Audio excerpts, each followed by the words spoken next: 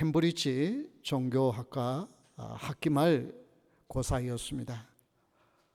근데 시험 문제가 뭐였냐면 예수님께서 물로 포도주를 만드신 사건에 대하여 논하라고 하는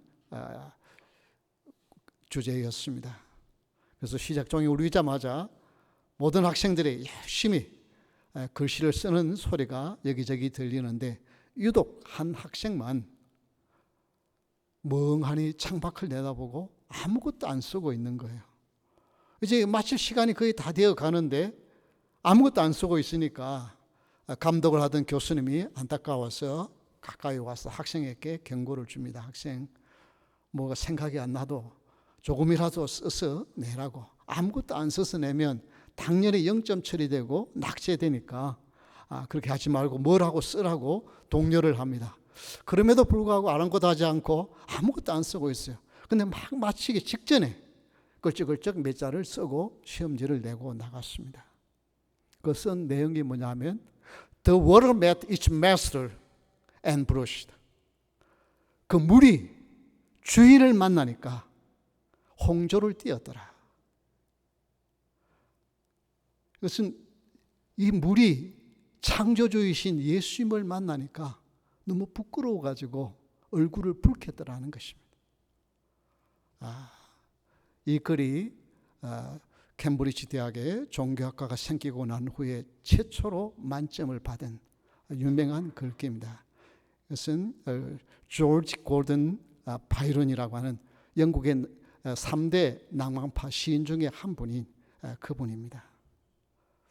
오늘 읽은 본문이 바로 그 사건입니다. 이것은 예수님께서 첫 번째 기적을 일으키신 것이라고 기록을 하고 있습니다. 왜 예수님께서 하필이면 혼인잔치에 참여해서 물을 포도주로 만드는 사건을 첫 번째 사건으로 일으키셨을까? 오늘 이 사건을 한번 읽어보면 하인들이 많이 수고를 해야 하는 그런 일이에요. 왜 예수님께서 이렇게 일을 시키셨고 왜 물로 포도주를 만드는 사건을 일으키셨을까? 그 의미를 찾아보기를 원합니다.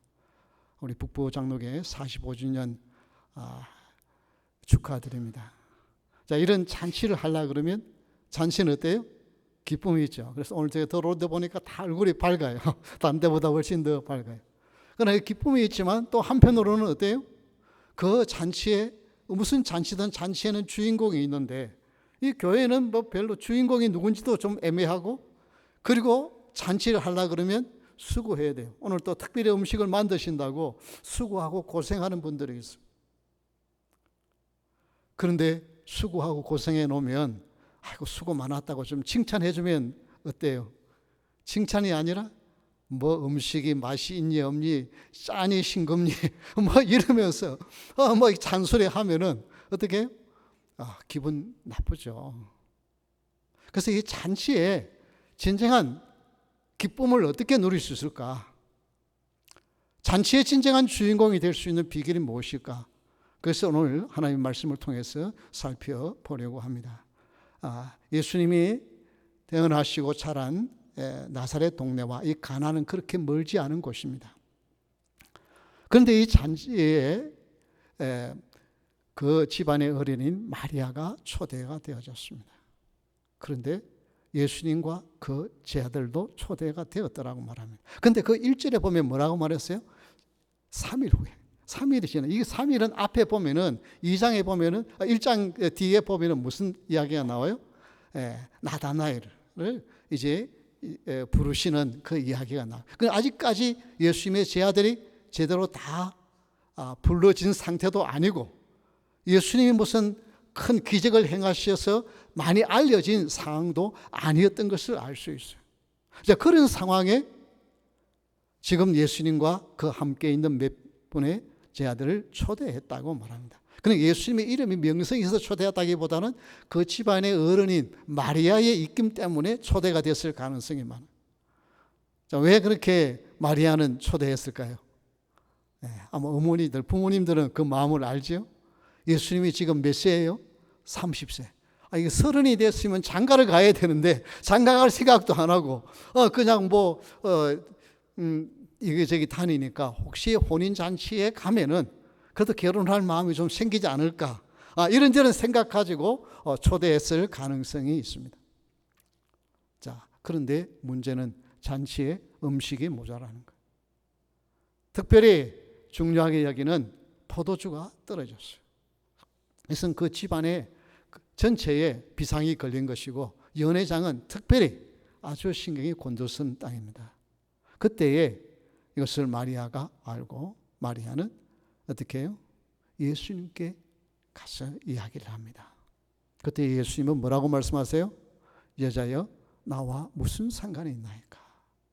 이것은 여자라고 부른 것은 여러 가지 이유를 되지만, 이제 예수님의 사역이 공적인 사역으로 출발을 되셨을 때 단순히 부모 자식 간의 사이가 아니라 이 우리를 구원하러 오신 예수 그리스도와 이제 구원이 필요한 마리아와의 관계를 나타냅니다. 그런데 나와 무슨 상관이 있는가 하는 이 말은 사실은 왜 이 일에 나를 꺼려드립니까?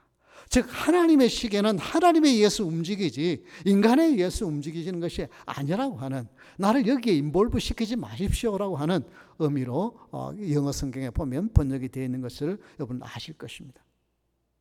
어떻든 예수님께 가서 그 이야기를 하는데 예수님은 싸늘하게 말씀을 하십니다. 그러나 마리아는 어떻게 해요? 지금 예수님이 저렇게 대하는 그 의미를 깨닫게 돼요. 그래서 어떻게 해요? 뭐라고 말합니까? 하인들에게 무슨 말씀을 하시든지 시키는 대로 하라고 명령을 합니다. 자, 그런데 이 시킨 명령이 어떻게 해요? 포도주가 떨어졌다 그러면 포도주에 대한 이야기를 해야 되는데 예수님은 뭐라고 해요? 결례를 행하기 위해서 그 손님들이 오면은 손도 씻고 발도 씻기 위해서 물 항아리가 늘 집집마다 있게 되어 있어요. 그런데 잔치니까 한 개가 아니고 6개. 6개인데 이 항아리를 보통 항아리에 20갤론 내지 30갤론이 들어가는 항아리입니다. 그게 6개면은 180갤론이고 리터로 하면 약 350리터의 그 엄청난 양의 물을 길러와야 되는 거예요. 여러분 한번 상상해 보십시오. 이 물을 기르는 것이 수돗물을 틀어서 180갤론을 채우는 것도 상당한 시간이 걸리고 힘드는 일이에요. 그런데 팔레스틴 땅에는 물이 귀한 곳인 것을 아시지 않습니까? 우물이 특히 부엘세바 같은 데는 이게 100피트가 훨씬 넘어요. 제가 그걸 한번 실제로 두루마기를 내려서 물을 한번 떠올려 보니까 굉장히 힘이 들고 상당히 시간 걸리는 거예요. 대부분의 우물이 그런 상황이에요. 여러분 종들이 얼마를 수고합니까? 하루 종일 지금 많은 손님들 대접한다고 음식도 제대로 못 먹고 힘들게 고생했는데 포도주가 모자란다. 아니 포도를 모자라면 가서 돈 주고 포도주 많이 사가지고 오라 그러면 좀 쉬운 일이잖아요. 근데 포도주와 아무 상관없는 물을 우물에 가서 길러 오라는 거예요. 180갤런을 가져다가 채우라 그러면 이 무게가 1톤 이상입니다. 1톤 이상의 무게를 지금처럼 무슨 자동차가 있는 것이 아니고 다 손으로 길러다가 그걸 채우는 일은 정말 짜증나는 일이에요. 머리 뚜껑 열리는 일이에요. 지금 힘들게 일했는데 과외로 별로 지금 예수님이 누군지 알지도 못하는데 그저 집안의 어른인 마리아가 시키는 대로 하라 했으니까 하기는 하지만 입은 아마 이만큼 튀어나왔을 거예요. 안 할 수는 없고 종인 것이 죄지. 그 당시에 종은 태어날 때부터 종이 있고 전쟁 때 포로가 되어서 종이 된 사람도 있고 돈이 없어서 부모에게 때문에 빚을 져서 팔려서 종이 된 이 신분은 거의 죽을 때까지 벗어날 수 없다고 보면 돼요. 종이 무슨 돈을 모아가지고 그걸 빚을 갚고 뭘 어떻게 하겠습니까? 죽지 못해 사는 인생이에요. 그런데 그렇게 힘들게 하루를 보낸 그들에게 또 힘들게 물을 길러 오라는 거예요.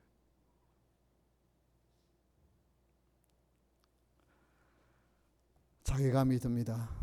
인생은 늘 기쁨을 즐기는 사람이 있고 잔치에 즐기는 사람이 있고 주인공이 있지만 그 잔치가 즐거움이 되기 위해서 수고하고 힘들게 땀을 흘리는 사람들이 늘 있기 마련입니다. 그러나 그들은 별로 마음에 들지 않지만 집안의 어린이 마리아의 말 때문에 그것을 순종합니다. 순종은 기적을 낳는 씨앗이 되는 줄 믿으시기 바랍니다. 순종하니 물이 포도주로 바뀌는 기적을 체험합니다. 연회장은 이 포도주가 지금까지 내놓은 포도주보다 더 좋은 질의 포도주가 어디서 났는지 알지 못했지만 9절에 보니까 누구는 알더라고요? 물을 떠온 하인들은 알더라. 다른 하인들은 몰라요. 그러나 물을 떠온 순종한 하인들은 어떻게 해요? 알더라. 그들은 예수님께서 기적을 베푸시는 그 기적의 현장을 눈으로 보고 체험하는 사람이 되었어요. 여러분, 혼인잔치의 주인공은 누굽니까? 혼인을 한 지가 오래돼서 잘 모르겠습니까? 네? 혼인잔치의 주인공은 신랑과 신부죠. 그렇죠? 신랑과 신부인데 오늘 이 혼인잔치에 그들의 언급이 있습니까? 없습니까? 한마디도 없어요. 우리 주님이 보시기에는 그들이 진정한 주인공이 아니라는 말이에요. 진정한 주인공은 지금 가장자리에서 힘들게 일하고 있는 이 하인들을 우리 주님은 그들을 보시고 그들을 인생의 참된 주인공으로 삼으시고 거기에 사건의 진정한 주인공이 되기를 원하셔서 그 일을 시키신 것입니다. 우리 하나님은 금수저만 주인공이 되기를 원하지 않습니다. 흙수저도 주를 만나면 주인공이 되는 것을 보여주시는 것입니다. 물도 주님을 만나면 포도주가 되는 것처럼 종도 주님을 만나면 놀라운 값진 인생을 사는 하나님의 나라의 진정한 주인공으로 살아갈 수 있다는 것을 보여주시는 것입니다. 그래서 하나님은 이 일을 시키신 거예요. 우리 예수님이 그렇잖아요. 아니 물을 포도주로 만드신 그런 창조주 하나님이시면 그냥 빈통에 포도주 가득 차게 하실 수 있잖아요. 그런데 왜 힘들게 180갤런을 길러 오게 만드십니까? 하나님은 하나님의 말씀에 순종하는 자들을 통하여 하늘의 놀라운 기적들을 체험하기를 원하시는 줄 믿으시기 바랍니다. 이 종들이요, 더 이상 죽지 못해 사는 인생이 아니라 꿈에 부푼 인생을 살게 됩니다. 그래서 초대교회에 지체 높으신 어른들, 돈 있는 사람들, 주인들만 아니라 종들도 초대교회에 많은 부분을 차지하고 있어요. 성경에도 나오잖아요. 서신서에 보면 종에 대한 빌레몬서 같은 것은 종이지만 주를 만난 사람은 인생이 달라져요. 사람은 그를 주인공으로 보지 못한다 할지라도 우리 주님은 그를 진정한 주인공으로 보시는 거예요. 너도 주님을 만나면 값진 인생이 될 수 있다는 것을 체험하고 보여주고 그것을 알게 하시는 것입니다. 부부장로교회 45주년의 세월이라는 것은 결코 짧은 세월이 아닙니다. 긴 세월 동안 여러 가지 일들이 있었지만 그 자리를 묵묵히 지키고 계신 여러분들을 주님은 귀하게 보실 줄 믿으시기 바랍니다. 왜냐하면 교회는 예수 그리스도의 법의 피로 값주고 산 값진 것입니다. 이 건물은 뭐 교회 당이고 교회는 성도들의 몸이잖아요. 여러분 한 분 한 분이 예수 그리스도의 값진 보혈 피로 값주고 사셨어요. 모든 죄악을 씻으시고 하나님의 딸과 아들로 삼아주신 거예요. 그래서 이 교회를 귀중하게 여기고 기도하면서 협력하는 것은 하나님이 기뻐하시는 일이에요. 교회 잔치를 하든지 무슨 일을 하든지 하면 늘 주인공은 따로 있는 것처럼 느낄 수 있어요. 교회에서도 그냥 조금 수고했는데 저분은 수고했다고 박수를 쳐주는데 힘들게 일한 사람은 아무도 인정도 안 해주는 거예요. 힘든 일 그냥 묵묵히 하면요, 저 사람은 원래 힘든 일 좋아하는 사람인 줄 알고 자꾸 더 시켜요. 그러면 어떻게 해요? 속에서 뭐가 생겨요? 열불이 나고, 열불이 나면 어떻게 해요? 머리 뚜껑이 열리게 돼요. 그런데 그런 억울한 일을 당할 때 주님이 이 일을 통해서 나에게 은혜를 주시려고 하는구나. 나를 주님 보시기에 가장자리의 인생이 아니라 중심의 인물로 삼으시려고 나를 인도하시는구나 생각하고 화를 낼 것이 아니라 아멘, 감사합니다. 인간의 칭찬 가지고 중요한 것이 아니잖아요. 사람들이 칭찬하면 칭찬할수록 하늘의 상금은 어떻게 된다고요? 줄어든다 그랬어요. 사람이 몰라주고 무시하고 멸시해도 나는 주를 사랑하는 마음으로 헌신하고 충성하면 하늘의 상급이 큰 줄 믿으시기 바랍니다. 그래서 나를 몰라준다고, 나를 무시한다고, 나를 멸시한다고 그 일 팽개치는 것이 아니라 주님 감사합니다. 내 인생을 바꾸시려고, 물을 포도주로 바꾸시려고 나에게 순종을 요구하시네요. 감사합니다. 이 고백의 길을 주의 이름으로 축원합니다. 이게 교회예요. 이게 주님을 주인으로 모신 자의 기쁨이요 은혜인 것입니다. 그런데 교회 안에서도요, 말이 친하고 가깝다 생각해서 함부로 나올 수도 있고, 그냥 묵묵히 일하면요 그냥 무시하고 함부로 대할 수 있어요. 그래서 교회 안에서 많은 시험이 일어나요.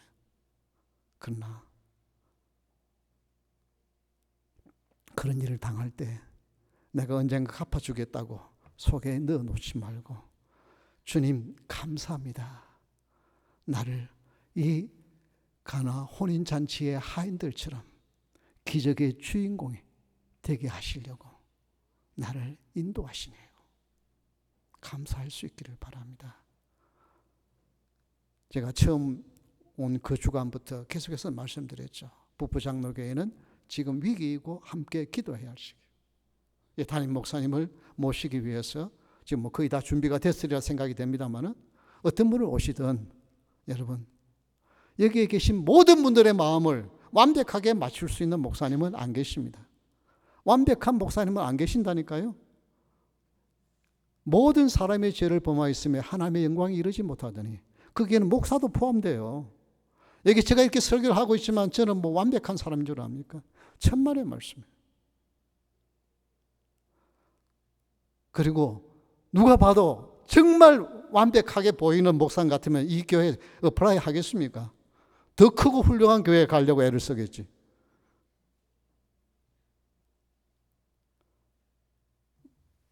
같은 청빙교회나 교회 공동회를 통해서 모셨으면 그냥 정말 하나님께서 보내주신 종인 줄 알고 감사하면서 잘 섬기는 여러분 될 수 있기를 주의 이름으로 축원합니다. 그게 하나님의 복을 받는 일이에요. 내 마음에 다 들어서 순종하는 것 아니에요. 내 생각이니까 말도 안 되는 일 같은데 그래도 목사님이 시키면, 그래도 장로님들이 시키면, 권사님들이 시키면, 집사님 시키면, 아니 누가 시키면 왜 나한테 그거 시키느냐고 대들지 말고 그냥 순종하겠습니다. 제가 말씀드렸죠. 나 그런 거 잘 못했어요. 잘해서 시킨다고 생각하지 마십시오. 잘해서 내가 할 사람이 없으니까 시키는 거지. 내가 잘해서 한다고 생각하면 문제가 돼요. 부족하지만 나를 구원해 주신 주님 은혜에 감사해서 순종하겠습니다. 그게 교회예요. 왜? 그것이 주님께 순종하는 일이기 때문에. 지금 그 하인들이 떠온 물을, 떠오는 것까지도 열불 나는데 그걸 또 열회장에게 갖다 주래요. 지금 열회장은 한참 뭐가 있어요? 신경이 예민해 있어요. 포도주가 모자라가지고 여기저기 원성이고 주인은 정말 얼굴을 들지를 못하고, 그런데 물 그냥 갖다 주면 어떻게 했어요? 그 물바가지 내가 뒤집어 쓸 수 있어요. 말도 안 되는 명령이죠. 그런데 순종하니까 뭐가 일어나요? 물이 포도주가 되는 기적이 일어납니다. 교회는 순종을 통해서 하나님의 기적을 체험하는 은혜의 자리인 줄 믿으시기 바랍니다. 그래서 아이고 나는 그거 잘 못해요. 그 소리 하지 마시길 바랍니다. 주님의 은혜 부르셨어요. 그래서 교회가 점점 은혜 가운데 세워져 갈 수 있기를 바랍니다. 제가 이제 여기서 설교를 하면 몇 번이나 하겠습니까? 그래서 제가 점점 이제 꼭 하고 싶은 말을 마무리하는 단계로 점점 말씀을 드리는 거예요. 그래서 새 목사님 모시고 정말 은혜 가운데 부흥 발전하더라 그 소식이 들려올 수 있기를 소원합니다. 그것은 여러분에게 달려 있어요. 부족한 사람을 훌륭한 사람으로 만드는 것은 순종하는 데서 일어나는 거예요.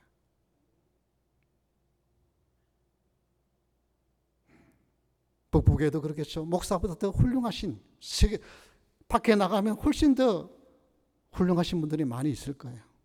그래서 그래도 어떻게 해요? 나보다 부족한 목사라도 그래도 어떻게 해요? 순종할 때 하나님의 영광이 드러나는 것이고, 그것이 교회예요.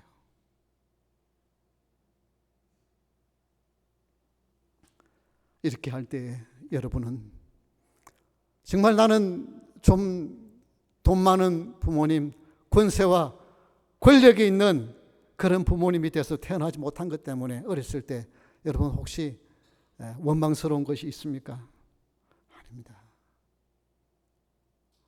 여러분이 어떤 상황에서 태어났더라도 여러분을 부르신 주님은 여러분의 삶을 통하여 하나님의 영광을 드러내는 진정한 주인공으로 살기를 원하시는 줄 믿으시기 바랍니다. 여러분은 하나님의 나라의 주인공으로 쓰기를 원하셔서 부르셨다니까요. 내가 얼마나 많은 것을 가졌느냐, 많은 것을 아느냐, 많은 능력이 있느냐가 중요한 것이 아니라 부족하지만 하나님의 말씀에 순종하면 하늘나라의 주인공이 된다니까요. 물이 포도주가 되는 기적이 된다니까요. 그래서 예수님은 첫 번째 기적으로 물을 포도주로 만드는 사건을 하신 거예요. 나를 만나면 인생이 바뀌어, 사람이 바뀌어. 이건 완전히 화학적인 반응이잖아요. 보기는 같은 물일 것 같아도 이거는 물과 포도주는 완전히 화학기호가 다르잖아요. 그런 인생으로 바꾸어 주시기를 원하십니다. 주님 은혜 가운데 한 분도 빠짐없이 이런 은혜를 체험하는 여러분 되시기를 주의 이름으로 축원합니다. 그래서 여러분 황당한 일을 당할 때 또 저 사람 때문에 내가 한두 번은 참지만 한 세 번쯤 되면 어떻게 해요? 뚜껑 열릴 수 있어요. 그래서 뚜껑 열지 말고 뚜껑 꼭꼭 잠그고 하나님 나를 주인공으로 삼으시려고 그러시네요. 감사합니다. 그러면서 주의 은혜로 이겨낼 수 있기를 바랍니다. 우리 하나님 말씀 볼까요? 갈라디아서 5장 22절 23절의 말씀, 그 유명한 성령의 9가지 열매의 말씀입니다. 다 같이 읽겠습니다. 오직 성령의 열매는 사랑과 희락과 화평과 오래 참음과 자비와 양성과 충성과 온유와 절제니 이 같은 것을 금지할 법이 없느니라. 이게 뭐예요? 주의 은혜에 감사하여 순종하면 그 순종하는 그 마음에 성령의 충만함을 허락하시고 그 성령께서 나로 하여금 이 열매는 한 나무에 9가지 열매가 맺히는 거예요. 이게 따로 뗄 수가 없는 거예요. 나는 사랑이 있지만 나는 늘 화내면서 살아간다. 그럴 수 없어요. 이게 다 같이 열매가 맺혀지는 거예요. 그런데 여러분, 예수님을 여러분의 구세주로 믿으십니까? 네. 저희 교회에서는 이 정도 대답이면 이게 한 10번은 물어야 됩니다.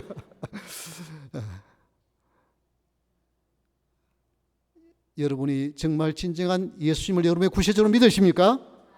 아멘. 이거는 100번을 물어도 이거는 아멘이 아깝지 않아요.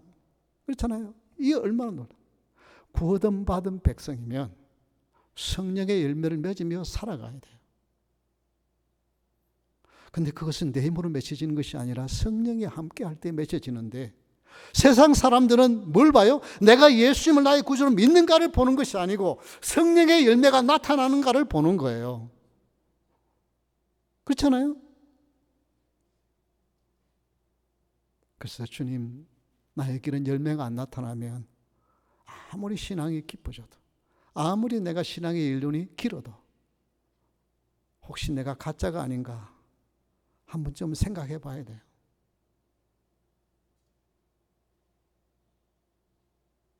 진정한 그리스도인으로 하나님 나라의 진짜로 살기 위해서 주님, 내 안에 성령의 열매가 맺혀지기를 원합니다. 그것이 열매가 나타나기를 원합니다.